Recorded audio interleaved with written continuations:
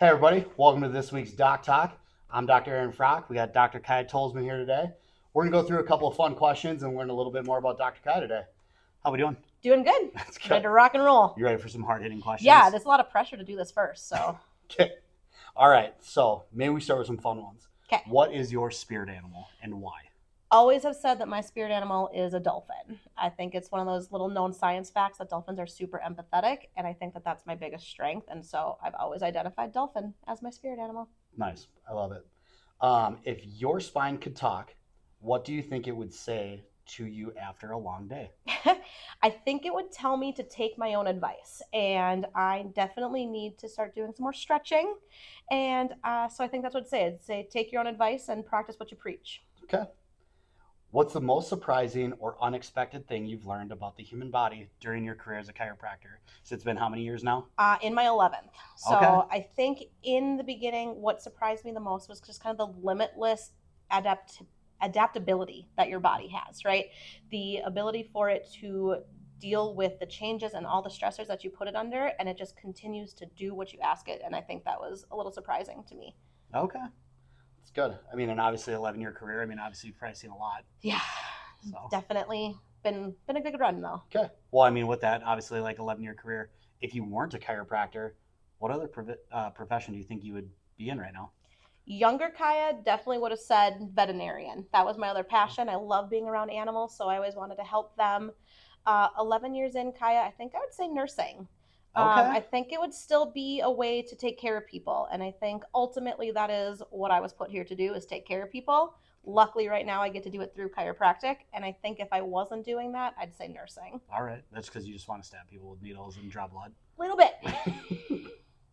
What's your favorite way to distress after a busy day of adjustments? Right now, it's definitely going home and seeing if I can get my 1-year-old to snuggle with me for a little bit. Kind of bedtime routine is what we do when I get home. So I would say definitely bedtime routine with my baby. Once he's finally down, definitely taking like a hot bath, reading a good book, and then that's kind of how I decompress. All right, that's good. And everyone needs that too, especially so like working with people all day. It's nice to have a break and obviously get back to family. Let's see. Let's jump into some other ones here.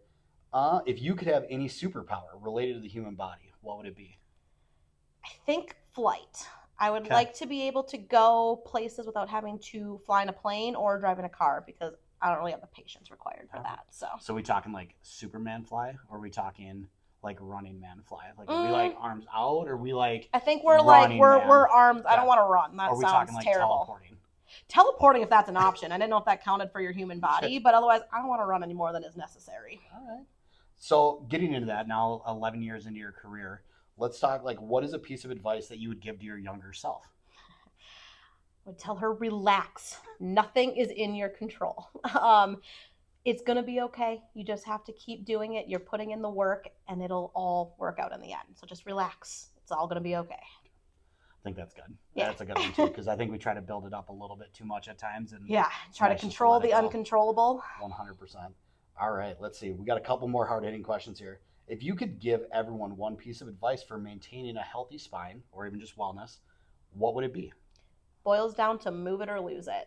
That's my biggest one. You know, with the way that society is, everything is constant movement, constant pressure, constant this. But the reality is the more that you move, the better it's going to be. There's consequences to moving your body, but there's bigger, more expensive costs to being sedentary and not moving. So move it or lose it. That's good. I think anyone that's aged and like aged well, right? Like they move, they're active. Always. And that's it. And they'll tell you that too. Like they just don't stop moving. Right. And they always have great quality of life. Okay, let's get into something else here now. So obviously 11 years. What has been your favorite patient success story, and like why? Why that story? Yeah, you know, I've thought about this one kind of a lot over the years, because in 11 years, there's been a lot of stuff, a lot of time, a lot of great things, a lot of success from patients. But I think it really kind of boils down to the very first one, right? So when I was doing my internship, I was lucky enough to do an internship with a pediatric doctor. And we had a mom bring her, I want to say they were 6-7 weeks old in, and just really, really colic, constant crying. If baby was awake, baby was screaming.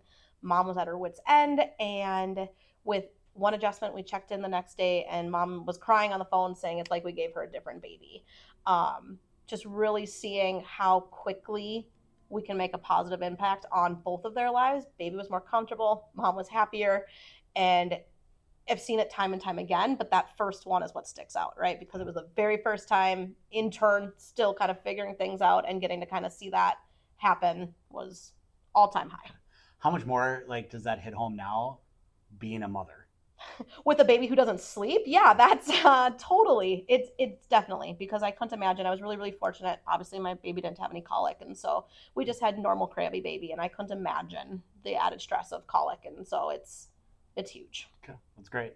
Last one. Anything coming up? Anything that like we need to know about chiropractically? Anything about you that something exciting? I got nothing real exciting coming up. We're just starting our rehab program here and going through all of that protocol. So that's the biggest, most exciting thing I've got. Awesome. Okay, I think you did pretty good. All right, good talk. All right, thanks everyone for tuning in to this week's Doc Talk. We look forward to the next one. We'll see you guys later. Bye. Adaptability was a struggle there on that one. Bravo.